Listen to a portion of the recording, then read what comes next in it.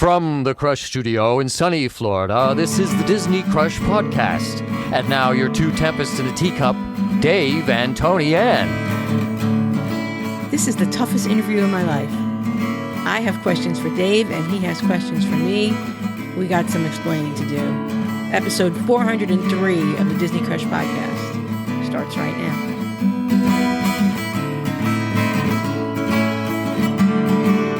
Yes, and explain you shall do. Miss Sensei. What did happen? You know, when we did, I think, our 300th episode, we did this. We interviewed each other. And when we got to 400, that was an idea I had, but then we wound up having the listeners ask us questions. I still thought asking each other questions is cool. You know, it was a lot harder this time to come up with questions for you because we know each other and we know the answer. And you don't want to, what's your favorite snack? What's your favorite ride? You know, that we wanted to go beyond that. We wanted to dig a little deeper, to quote Tiana. But we just, you know, so these are some tough questions. Yeah, we talked the other day and you said, man, thanks a lot for those questions, man. Those were kind of tough. And yours were too. I had to really kind of think about the ones. So this will be interesting. And also, this is going to be a surprise to Tony Ann, so don't get shocked, Tony Ann. But stay tuned to next week's show. And I'm going to tell you guys all what I have maybe came up with. And we'll run it by Tony Ann. And if she agrees towards the end of the show, we'll talk about it. But I have a good idea for our next show. And before we get started, I want to just give a big shout out to everybody that sent Zane birthday wishes. He's not on Facebook, so he had no clue. We showed him the post, and he was overwhelmed by all the birthday wishes. A big thank you from Zane. We appreciate it. Zane appreciates it, and that was very cool. And, you know, he's been a big help for the podcast from its inception. And one thing I forgot to tell everybody was that he also did the logos. And I think there's 3 of them. There's one that we have for the podcast itself. We have one for the merch and shirts. And then we have another one for, actually 4. We have another one for the .com, our .com. And then a little bit different one for Patreon. And then there's a couple other ones that he did. One that's kind of the melting one, the Disney Crush melting one. Thank you, Zane. And I told him when we started this, I said, dude, I don't want any Mickey ears. I don't want a castle. I don't want a mic. I don't want none of that. I just want a basic, generic, just very plain logo. And man, he besides it being a bullseye, and that's been, you know, a contention say on that when they wear it on their shirts. I've kind of said to him, hey man, you know, if you're not doing anything, maybe you might want to come up with another one for us. So we'll see how that goes. But yeah, Thank you guys so much. That was really, really nice. And thank you, Zane, again. Awesome. He'll never hear this because he doesn't listen to the podcast. Because he doesn't listen to the podcast. Like our families don't listen. Right. Sometimes I make Rich listen to the car, and then I cringe when I realize that he heard something I didn't want him to hear. Yeah. Well, that's a thing in our car too. Because Veronica goes, "You want to listen to your podcast?" I'm like, "No, I really don't."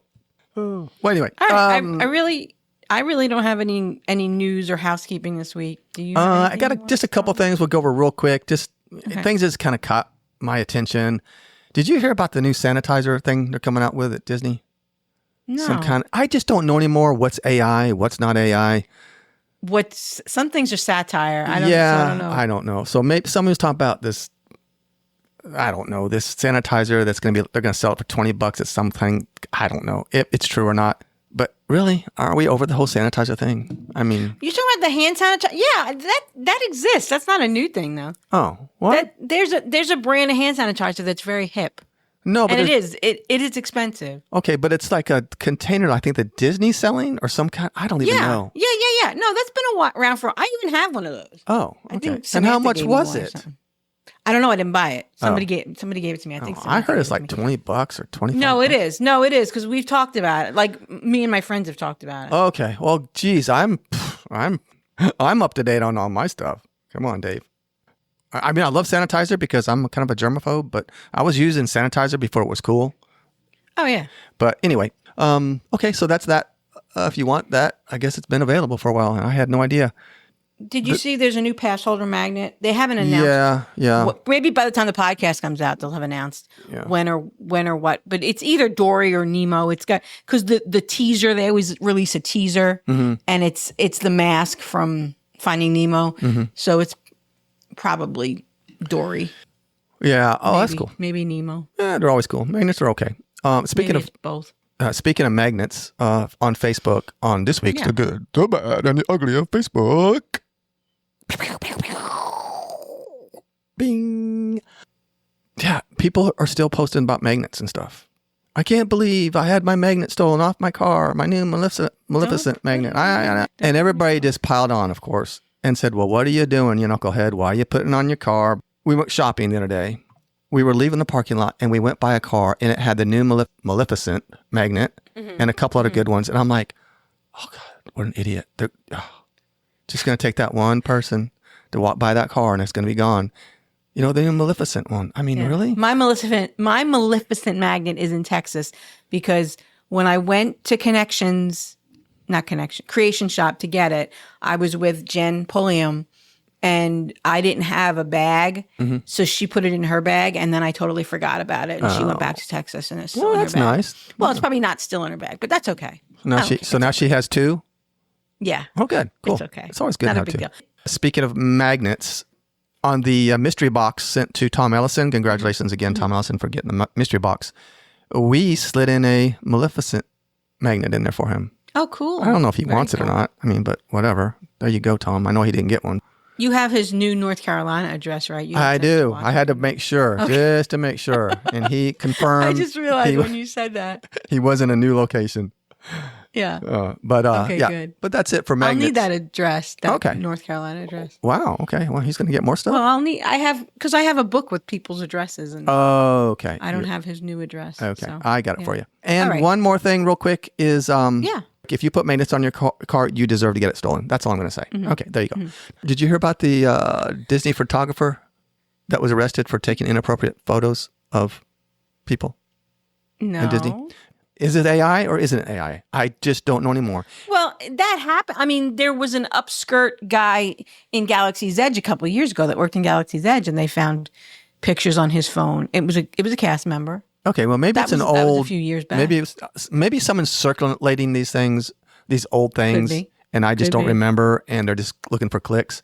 But again, I'm going to say something about AI. AI is getting to the point to where you just don't know anymore what is real. It's really hard. What's real and what's not. Let me tell you something. This is this has nothing to do with Disney, but it's for our listeners. I really suggest that you and your family now make like a code word so that if somebody calls you and saying they're your kid and they need bail money or something, you say, what's the code word? Because they can now, like, you and I are really susceptible because our voices are out there for 7 years. Yeah. People can make a dupe of you and me very easily. So they could call my mother and say, I'm in jail or I'm, and con her. So you and your family should come up with a code word so that only you guys know, No, I think that's great advice because we can even go on some of these apps and stuff, and all you have to do is talk into it for a little bit, like maybe say a paragraph, and it will mimic your voice exactly. Right. So yeah, you could have Olivia call up our mother-in-law and say, I'm in jail, I need help, could you send money? Right. And she would think it would be Olivia because you can mimic you can mimic their voices. Yeah, mimic their voices or copy their voices. And it's scary. It's very scary. It's because there was a news story last week where a woman that happened. She said, I would have bet money that was my daughter talking to me on the phone. Yeah. And it wasn't. It was, and they got $15,000 out of this lady. Yeah, it happens. I mean, and that's what I know. It's this AI stuff is a little creepy, a little scary, and a little bit unsettling. But we'll see what happens. Am I really me? Is this really me talking? I hope you're really you. There was something else I was going to tell you. Oh, yes. We have a little bit of housekeeping. We want to send congratulations to Carlin Ham and Nick Ayub. They had their twins this week. Wiley, Jean, and Simon Ayub. Welcome to the world. It's going to be a very busy week because her birthday was last week and the baby's birthday was a few days ago and Nick's birthday is tomorrow. Wow. By the time this is recorded, it'll already have been his birthday. So that's How great for them though. That's so cool. 4 people in their family have their birthday in a week, but they get it over with. That's what I was going to say. It's done. It's out of the way. One big party. Yeah. Trip to Disney, whatever it is, it covers all their birthdays. Yeah, we've had a little bit of a contention in our family because I am not a big birthday person. I just don't care. I don't want to, and it's not anything. It's just the way I am. Yeah, I just don't think guys, especially guys, you don't need to be celebrating Rich a birthday. Rich and I have had that because in my family, my birthday was a freaking national holiday. Oh, we all know. I know. We know. And my husband is so the opposite. Mm-hmm. Yeah, that's all. See? So, yeah. He could care less. Yeah. You could not care less. I'm sorry. I could not care less. I could not care less. Couldn't. Why do I say couldn't? I couldn't care less. No, you can't say couldn't. Couldn't is right. Couldn't is correct. Well, then why you keep correcting me? Didn't you just say could? I could care less? Oh, maybe I did. I don't know what I said. I have no idea. What have I said so far? Couldn't is okay. This is AI, see? This is AI. Yeah. Could is not okay. I don't care. I don't even care anymore. There you go. I don't care. That covers it all. Okay. All right. We better get started with our interviews because there's a lot of hard questions here. Well, this sounds like it could be fun or this could be torture. We'll find out. It could be torture. Yeah.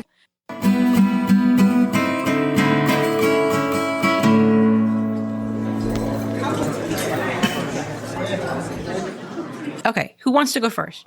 Well, girls first.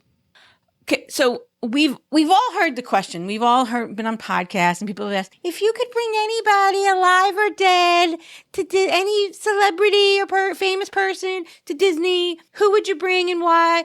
And everybody goes, oh, I'd bring Walt or I'd bring Joe Rody or no. I want to know if you could bring someone you actually know and they have to be alive, someone you actually know who is living to Disney, who would you bring? What would you do? Why? Who do you want to bring? Who in your life do you want to bring to Disney? As we just were speaking about, this was a really hard one for me. Really? It really was because I had to really think about it. Mm-hmm. And I honestly couldn't think of anybody that's alive that I want to bring to Disney. Because what I think I digress. I'm going to have to backtrack a little bit.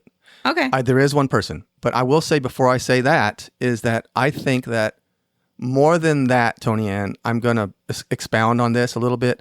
I like to bring people that have been to Disney and have been disappointed or had a bad trip and then take them back to Disney. I know it's not fair because usually it's with me, you, or them. And it's a little unfair because we know how to navigate the parks and we know what to do. And they might not have that experience now if they go by themselves. But I love taking people like our brother-in-law, Carlo, that has been to Disney with the family and hated every single moment of it and said he would never go back and spend another dime at Disney. Mm-hmm. We did convince him to go back and he was blown away. He was excited. He said he would go back, even thought about getting annual passes. And he even came on the podcast to talk about his experience at Disney. Mm-hmm. So to me, he's living, but he's already been to, see, it's hard to find someone that's never been to Disney. I didn't say never been. I don't think that was in the question, was it? Well, then that's why I'm saying a living person. Okay. We took Carlo, but another one is my doctor. You want to take your doctor? I'd love to take my doctor because every time I see him, he's been my doctor for like 30 years, my general practitioner for 30 years. We have a good relationship. He doesn't understand the podcast. He hates Disney and he's expressed that to me that he thinks it's too expensive. It's just hates it, doesn't want anything to do with it, but he's very kind when he says it to me. I would love to take him to change his mind. Okay. Yeah. Very cool. Mm-hmm. But yeah, my favorite thing is to take someone that's had a really bad experience and to show them Guardians and Flight of Passage and certain things and maybe little things that most people miss that we know about, little secret things. I call them secret, but little things that we know that some just casual visitors don't know. Yeah. Mm-hmm. Did that answer your question? I know I rambled a little bit. Okay. Yeah. Okay, Disney Sensei. Listen. Okay. Did you have anything else to add to that? I'm sorry. A couple of weeks ago on the 400th episode, we were asked about our trip if money was no object. And I really when I thought about who do I want to take, like I thought about as I was sending you these questions, I really do want to take my whole like family again, like my kids and grandkids and all that. And it just has been a matter of money. We did it a few years ago. We took the grandkids, but I think Ben might have been free. He might have been under 3 at the time. So, and we were able to get a 2-bedroom in Old Key West for really cheap. And I just don't see that happening money-wise again with the price of the rooms at Disney. But if I had more money, I would, when I win the lottery, I would love to like my treat, take the whole family. Now, maybe we can do it like if they pay for themselves. But right now, I can't. Plus, Nicolette has kids now, so it's like the family keeps getting bigger, which makes it even harder. And so, yeah. No, family trips are good. Yeah, I mean, that's I really would love to take the whole family again. Mm-hmm. But I just, it's gonna take money, a whole lot of spending money. Yeah. Mm-hmm. You got a question for me, Dave? Singing. Stop singing George Harrison? That's from Big Brother. Stop singing. Oh, is it? Yeah. Because some of the house guests start singing stop singing because it's copyright. Mm-hmm. All right, Tony Ann, is there any like lesser known facts or pieces of trivia that you find that are particularly interesting that there's a couple. Some people don't know? I had when the last inauguration in January was freezing cold and they had to do the inauguration inside, and I had posted it in our group, and I had known this fact before that in 1985, Ronald Reagan's second inauguration, it wasn't his first one. When he was in January 20th, 1985, it was bitterly cold in Washington, D.C., and they couldn't do the parade. So that spring, they did the inaugural parade, all the bands and people that were invited to walk in January, they invited them to walk around Epcot, around World Show. And the inaugural parade took place at Epcot in the spring of 1985 to make up for the parade that didn't happen in January. So that is really cool. That's one that I think is interesting. That Disney used to be a little bit more that it was like a national place that we could lean on to do those kind of things. And now it's more of a business. But another interesting fact that Cosmic Rays is, I think it's the 5th highest grossing restaurant in the world. And one of the reasons, because it's such a high grossing restaurant, they don't want to take it offline. That's one of the reasons why the Stitch ride, the Alien Encounter, they can never completely gut that and retheme it completely, make a completely different thing there, because there's a lot of asbestos in that building, and it shares the building with Cosmic Rays is the same building, and they would have to take that whole building offline for a long time to clean it out. Apparently they can do an overlay, but they can't completely make that ride attraction something completely new, because it would knock the number 5 grossing restaurant in the world offline for too long, because they'd have to take that out too. That is crazy. That's what I've heard. Wow, that's crazy. That's what I've heard. Wow. Yeah. There was something else that oh yeah, and the one thing that it annoys me that people, they say if you could dream it, you can do it, and they credit that quote to Walt. If you can dream it, you can do it. I've seen it, and it has dash Walt Disney. Walt Disney never said if you could dream it, you can do it. I knew that. That one, was that was from the Horizons ride. Mm-hmm. That quote actually came from an Imagineer, not from Walt. Long after Walt was dead, for Epcot. If you can dream it, you can do it is not a Walt Disney quote. Well, see, when I found out about that, you know what made me, the first thing I thought of was every time you go around certain places and you see how you'll have little quotes by him, some in the parks and stuff. Mm-hmm. Now, what did he really say? Did he really say that one too? It makes you wonder. Yeah, it makes you wonder. Did he really say that? Real. Right. It's just all a game. Yeah, that was before even AI. Okay. Well, yep. What future attraction that's been announced already that's coming? What are you most excited about and why? The things that have been that we're looking, we got Cars, we got Villains, we got Monsters Inc. We have the new Playland in Launch Bay. No, not excited about that one. Excited? That one, not so excited about that one. The ball pit. No. Well, I'm actually excited about everything. I think the future for Disney, if they go through with it, because they have been known to talk about stuff and then they just don't do it, or they do like a half job at it. Mm-hmm. But I think out of all of them, I'm really excited about all of it, honestly. I think the Maleficent roller coaster, maybe. I might just be a little kiddie ride. I don't know. Is it going to be a scary ride? Is it going to be I don't know. I hope not. I hope it's going to be something for the whole family. I mean, even if it's like Slinky Dog. You know how Slinky Dog is kind of a kiddie ride, but not really? I don't know. After hearing Glenn and Rebecca talk about Universal a couple weeks ago, I'm kind of hoping it's not. I'm kind of hoping it's more of a thrill ride. More. Well, I'm hoping too, because I got a couple of things for that, because the new Villains Land I'm really excited about, and the roller coaster if they do it right, and I want it to be a little scary. Yeah. For a couple of reasons. One, because we need something like that. We need something exciting, and maybe keep some of the kids away. Yeah. Okay. Kind of like Geo 82, keeping those kids out. That's one of the best thing they ever did. You're all right with that. Yeah, I'm okay with that. All right. Okay, Sensei, is there an aspect of the Disney parks that you wish more people would appreciate or notice? Oh, yeah. The resorts. The resort. You said Disney parks, and then I said the resorts, but I am a huge believer in afternoon breaks, even if you're not going back to your own resort. If you go to one of the nearby resorts, if you're staying if you're at Magic Kingdom, hop over to the Contemporary or the Poly or the Grand Flow or even Wilderness Lodge. And Wilderness Lodge itself is one of the things that I think people don't notice is how much theming goes into these resorts. Wilderness Lodge, Animal Kingdom Lodge is the same. There's artifacts in the lobbies.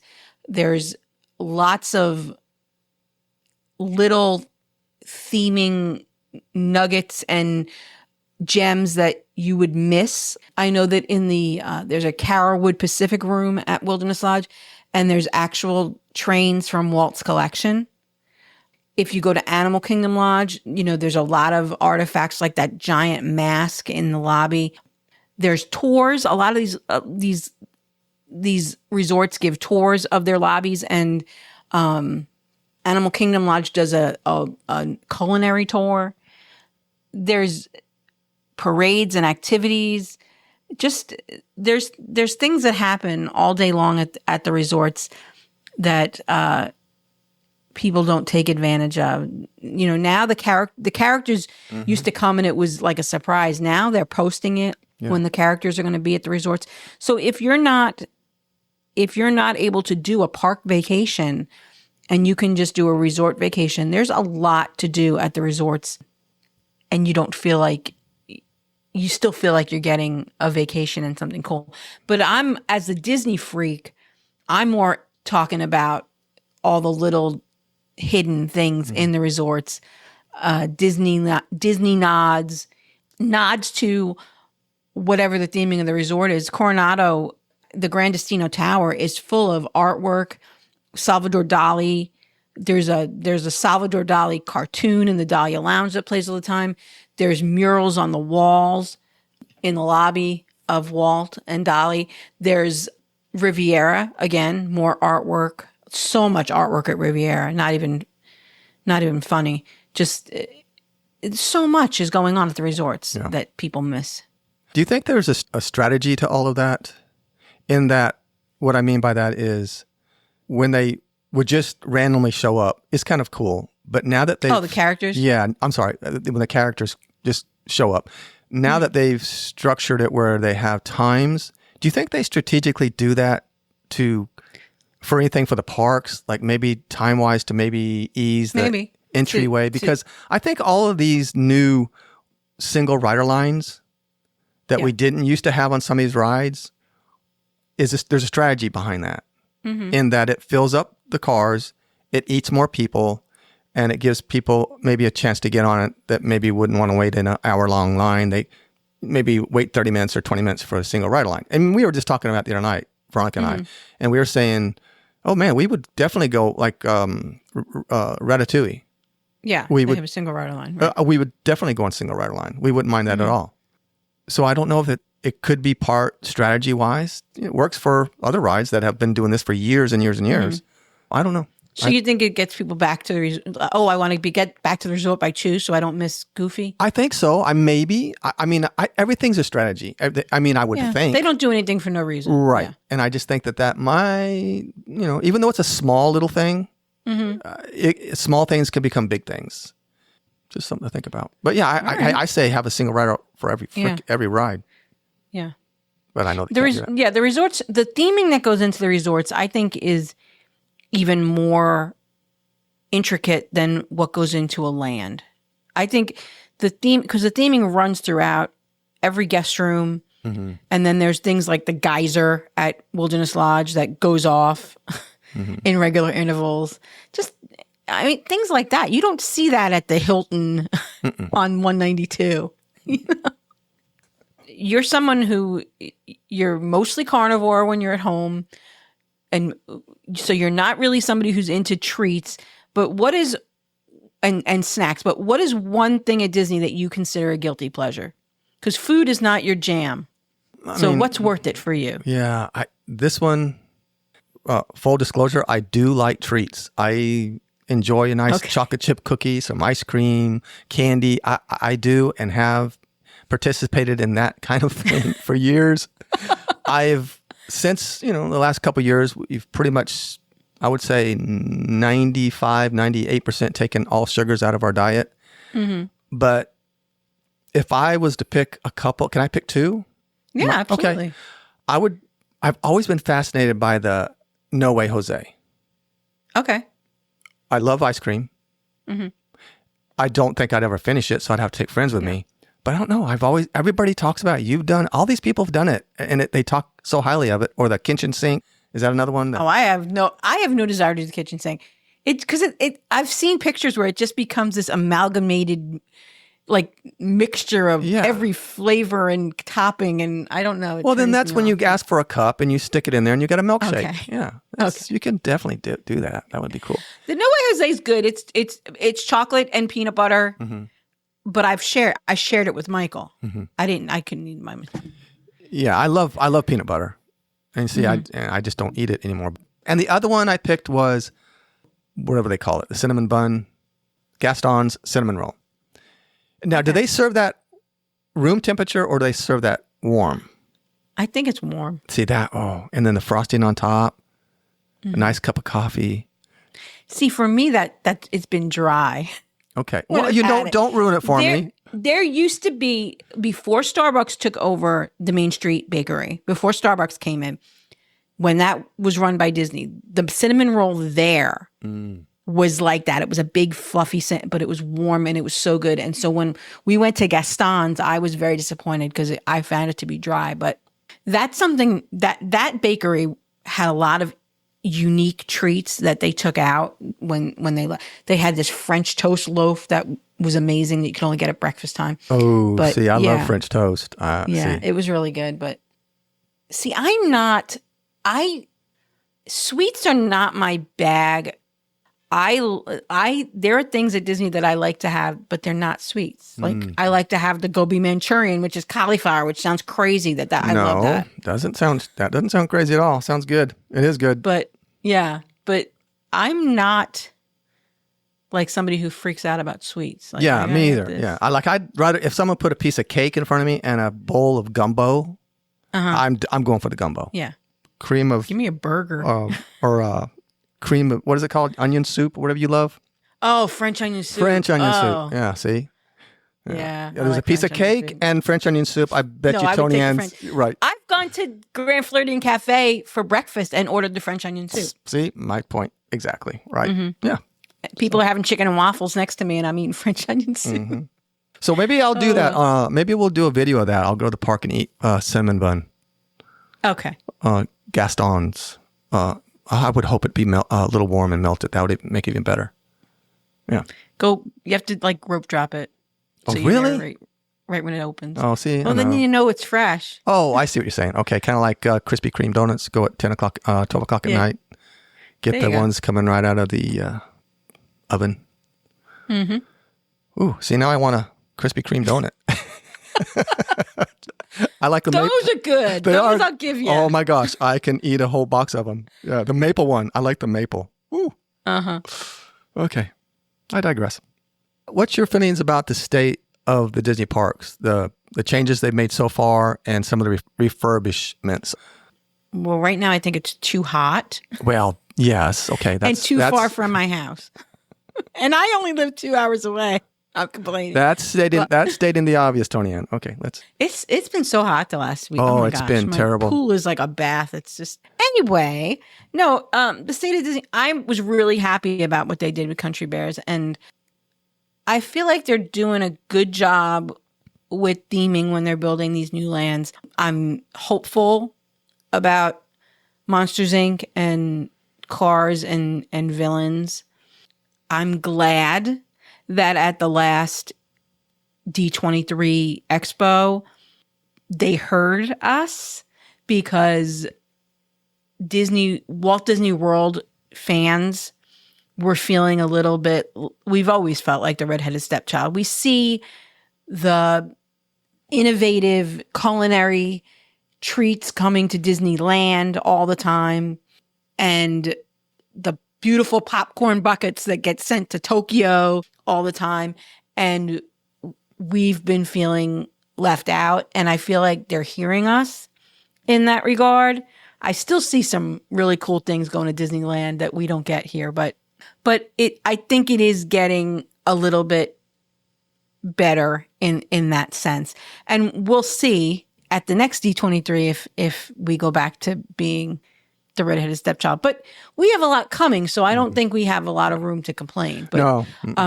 I'm excited about what's coming to Animal Kingdom with the Tropical Americas.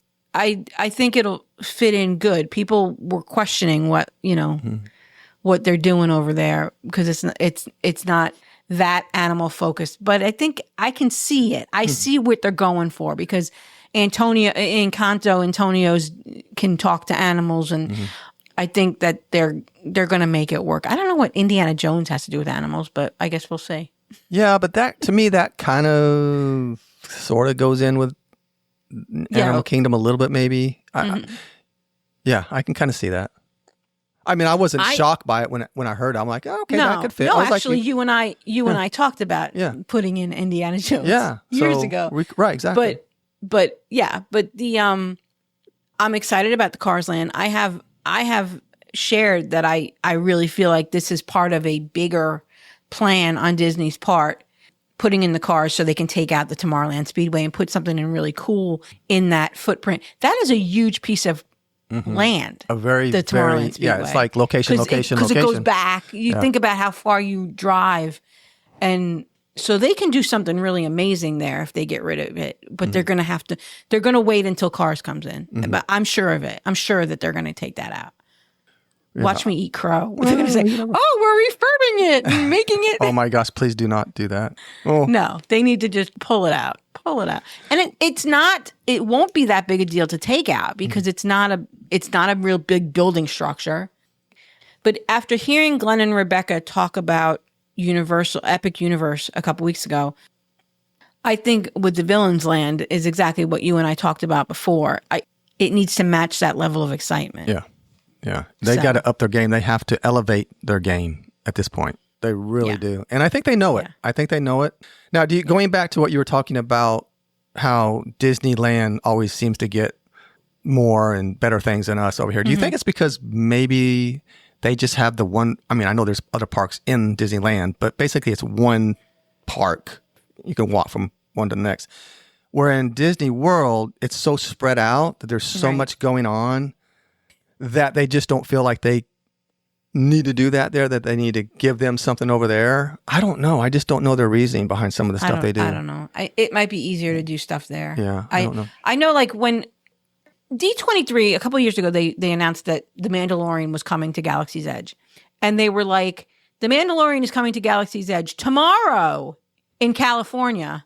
And somewhere down the road in Florida. And I didn't understand why they could ready to go tomorrow in Disneyland, but you in Disney World, you could wait till December. I don't know. It's just, I don't know. I'd like to get a cast member to tell us if they have any idea or an Imagineer. It does have to do with casting, because there's a lot of actors in California and they can do it more easily. I don't know. And I'd like to know what their problem is with, I'm speaking about Disney World, what their problem is with Oswald. He's such a... Yeah, why don't we have Oswald? They do have it during some of the runs, but to me, and they have in the past brought out some merch. They have done that. Yeah.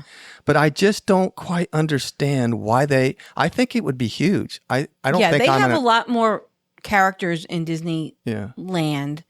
I thought, the characters from Luca, I don't know why they're not in the Italy pavilion. They fit right in there. They have them in California. They don't have them here. Right. They don't have Oswald here regularly. There's a lot of really cool characters that meet in land that don't meet in World. They had Mei Mei from Turning Red. They could have put her in the China pavilion. I don't know. Yeah, I don't know either. I'm like you. Like I said, you'll see things sprinkled in every now and then with Oswald, but I think they're missing something there. Right. I think the merch. They already made the costume. They can they can make a few more for just us. A meet and greet with some merch. I think it would be. I don't think I'm the only one out there that appreciates Oswald and what he's done and his footprint on this whole Disney thing. I don't know. I just don't get it.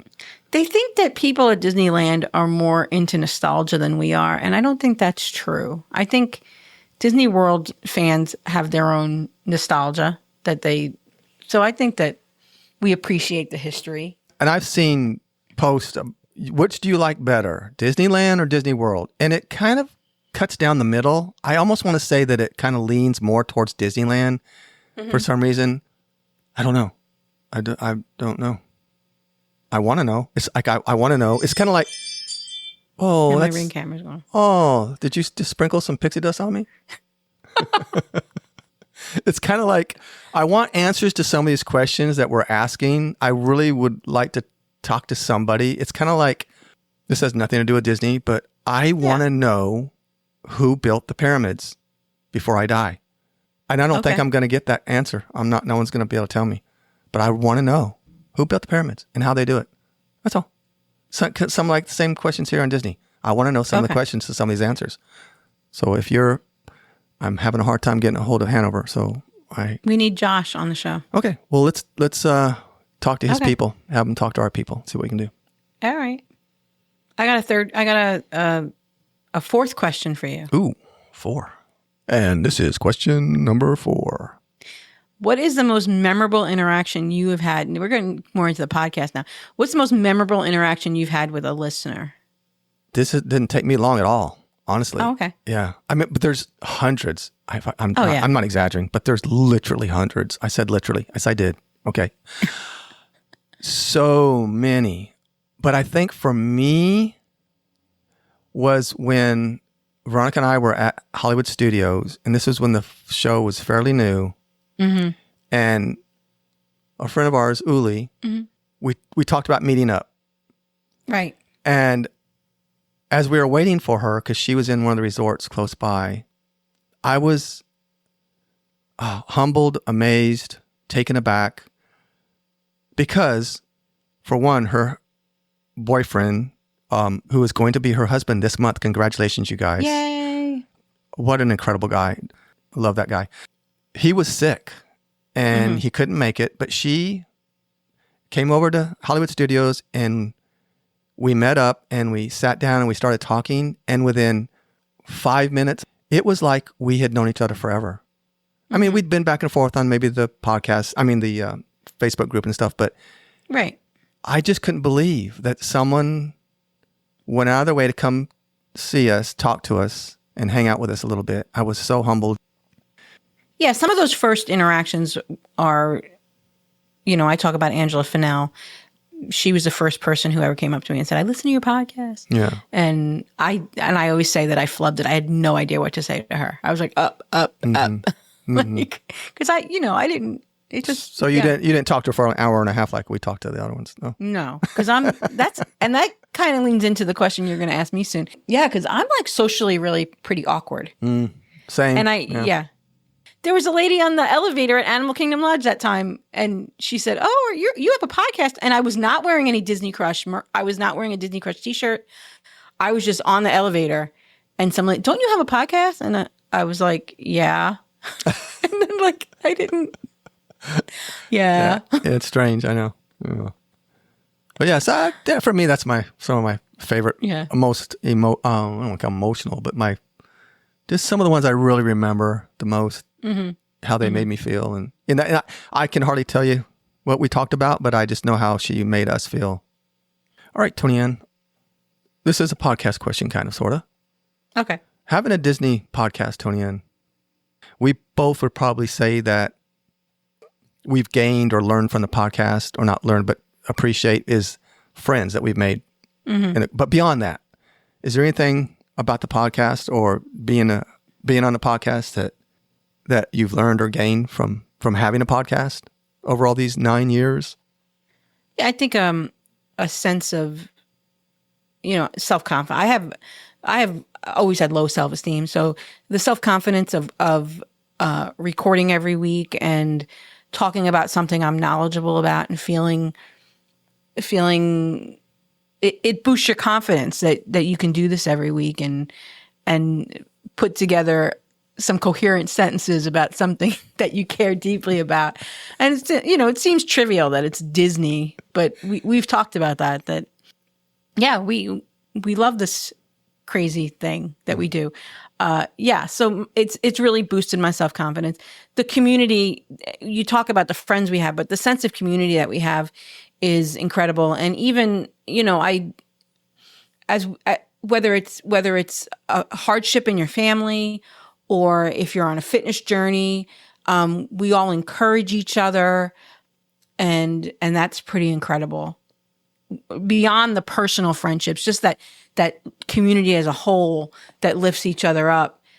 So that's something else that we've gained is and then of course the personal friendships. But you said not to talk about the personal friendships. No, you could talk about it. No, the self-confidence and the support that we get from doing this and from the people that we've met. And I know this is your question, but I have to say that I think that we both probably weren't aware or ready for the amount of friends and relationships that would come from this podcast. Oh, yeah. And after doing the podcast for a while, and, I listen to podcasts about podcasts. And a lot of people always ask, how can I get more engaged? How can I? And I think that we're lucky that it's Disney in a way, because other podcasts maybe with a different niche or whatever, they don't have that, but they're always struggling for that. And we just weren't. I know I wasn't prepared for it. Like I just think we went into it kind of blind, and like it took us both by surprise. Oh yeah, I think. I remember the feeling. I remember the feeling, and after the first G3 when we met so many of our listeners, and we networked with other podcasters for the first time that I did. We met Kurt and Chad and some other people, and I remember driving home like on a high, and I didn't want it to be over. I didn't want to leave because I wanted to. It was just a feeling I'd never had before, where I met all these people that were like me and loved Disney as much as I did. And okay, so this is about the podcast. Are there any unrealized ideas or new segments that you'd like to explore on the Disney Crush? This is a self-indulgent one because it helps us to get ideas. Well, it did because I'm always, I don't want to say struggling with it because I don't let it consume me.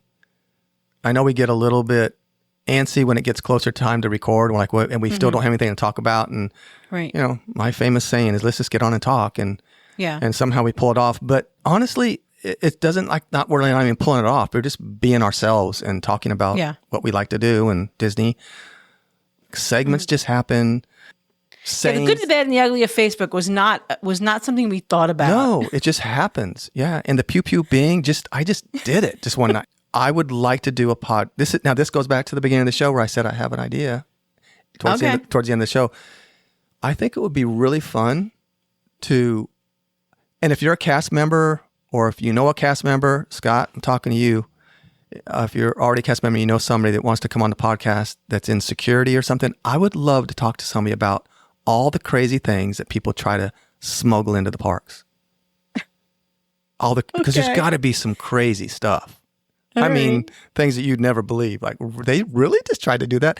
And one of the reasons I thought about that, because going down that rabbit hole, someone was just arrested in, I don't forget which park, but they tried to smuggle in some crack. Can I even say that? No way. Yeah. Yeah. I'm like, really? I mean, come on. Just don't, When you're in the car and you got to get out of the car and you're like, okay, I'm going to take my backpack. I'll take some water, take a little bit of food. I'll take a granola bar. Make sure you grab the crack. Honey, grab the crack, would you please? Okay. Yeah. So I was like, that would be a fun episode. And what would be even funner is to talk to. You don't agree? You're not. I don't know if they'd be allowed to tell us. Okay, to talk maybe to not. us. Maybe not. Because it might go into operations and how they find stuff, and they don't want to give that away. Well, I bet if I go down that rabbit hole, I think with between Reddit and Facebook, I could find enough that we'd have a fun show. Anyway, because I've got a couple of things that you're going to be like, and I knew about this already, but I'm like, are you kidding me? Are you kidding me? Did you really just do that? Now, we've been doing this for 9 years, and our perspectives on Disney are a little different. Some of them commingle, some don't. Veronica and I are the same way. There's a lot of things we agree on in life, and then a lot of things we just butt heads with. We're like, we're just complete opposite. How do different perspectives? Different perspectives, right. It makes it interesting. If we agreed on everything, that'd be really boring. We'd be like, yep. Oh, yep. I love when I get pixie dusted like that. See, I love that. That's beautiful. That's, yeah. We should just leave the Ring camera on, I think. I think so. I like that. And it just happens organically whenever the cat walks past the camera. I just get chills every time that happens. I'm like, Tony just pixie dusted me, see? But beyond us not just agreeing on everything, we have guests that we don't, we have guests that think Ohana's the greatest restaurant at Walt Disney World, and you and I don't agree with that. But that's fine. It makes the show more interesting because we hear people's perspectives. Yeah. So, you and I are not open to close people with the park. We used to do that and I'll be honest with you, when we bring friends that have never been to, and we want to show them a good time, we will make a point of being there at Rope Drop and doing it the right way. But as Florida resident annual pass holders, we don't have to be there at Rope Drop. We don't have to do that. See, that's more pixie. We can, if we don't get to ride Tron, it's okay. It'll be there and we'll ride it another day. Yeah. So we don't necessarily do things even the way a lot of our listeners do things, because a lot of our listeners are from out of state and this is their one trip a year, and so they're going to be there at Rope Drop and they're going to stay for every fireworks show, and we may not. Yeah. So someone was giving another podcaster, I'm not going to say who the podcast was, but they were kind of giving them a hard time, saying that, oh, you're so negative about everything. You're, how expensive it is, and this and that and that, and And I'm like, no, they're just giving you an opinion on how they feel. I enjoy hearing both sides of the story. If it's right, and so well, yeah, it's just giving their honest opinion. Not everything is pixie dust. I mean, I've been pixie dusted I think 3 times so far on the show, but there's things that I like. They might pixie dust me. I'm like, that is not pixie dust. That's a no. No, that's not pixie dust. You think it's pixie dust, but that is not pixie dust.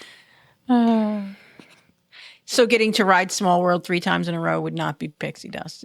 No, but I would do it. Like you said, with a family or someone who's never been. I would, I would bring my ear things, protection, so I can't hear,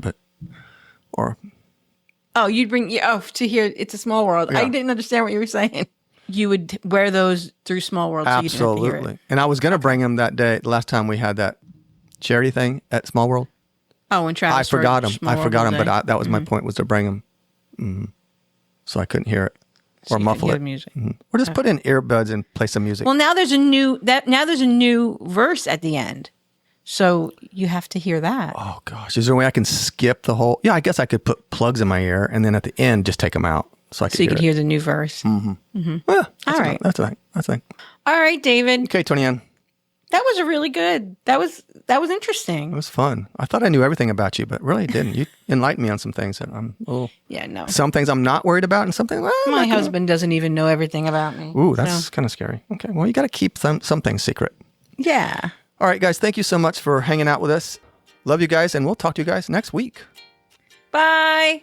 Talk about all those things that people bring in the parks that they should never even attempted to bring in. I don't think that's gonna be next week, so that's gonna take a little research. Oh no, we're doing it next week. I promised them. We got to do it now. All right. I think that's it. All right. Turkey and truth has spoken. Put a check on that. Can you do that, Dave? Can you put a check on that one?